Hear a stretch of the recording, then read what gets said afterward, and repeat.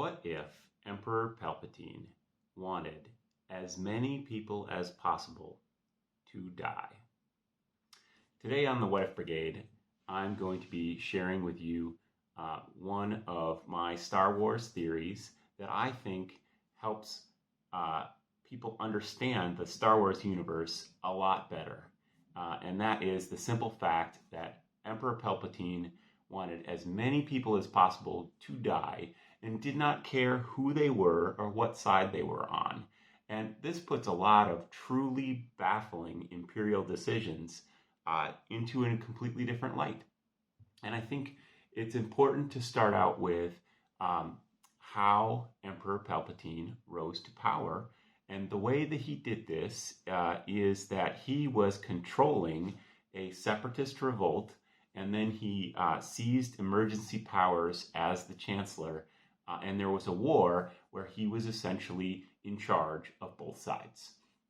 He may have used intermediaries a little bit with the separatists, but he did actually talk to them directly. So he was in charge of both sides of a war, and he did not care which side won.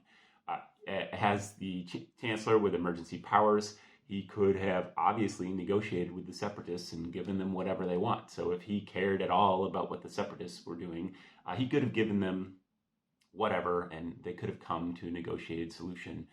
He didn't really care. And also, as the controller of the separatists, he obviously could have tricked them into just getting wiped out relatively early and handed himself a big victory. But no, he wanted as many people as possible to die. We also see this where the Jedi are put in charge of the clone troops, even though Jedi don't really like blasters.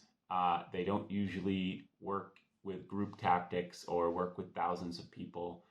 So essentially, Jedi are extremely ill-equipped commanders, and he puts them in charge. Now, this is because he wants the Jedi to die, but also he does not care how many clone troops die to do it. He's actively sabotaging the war effort. He wants there to be this conflict, right?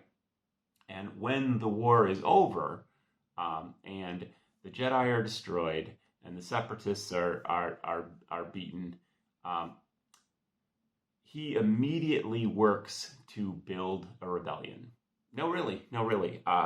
So he scraps this super expensive Republic-era military, all these very expensive spaceships, and he starts building new spaceships, and he's got all kinds of onerous rules and taxation, and essentially that's because he's using economic deaths here. By building Star Destroyers, even though he has the perfectly usable Venator class, he is causing starvation and death throughout the galaxy to fund his military empire. And he's getting all these troops.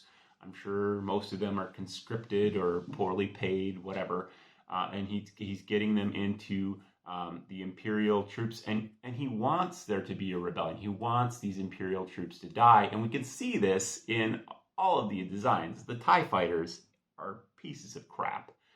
The Imperial Star Destroyers, you can see a critique of the Imperial Star Destroyer. A Venator class is much better at patrolling and even suppressing rebellions than a Star Destroyer, because a Star Destroyer can only really be in one place at once. So it's where it is, and it's kind of unbeatable. It even has a portable base that it can drop. A Venator class had all these troop ships and could deploy Y-wings, could deploy smaller fighters.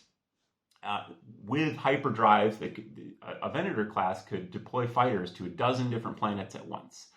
A Star Destroyer has TIE fighters that have no hyperdrive, so they can go where the Star Destroyer goes. They can only go to one planet at once. They have severe patrol limitations. And the Stormtroopers are essentially, in a lot of ways, inferior to the clone troops in terms of being an actual peacekeeping force, because they're not supposed to be a peacekeeping force. The Emperor wants to rile people up. He wants there to be a rebellion because he wants that same dynamic that he had when he was chancellor and fighting the separatists. He wants to do that again. He is super excited about the fact that there is a rebellion, because then he has something to fight.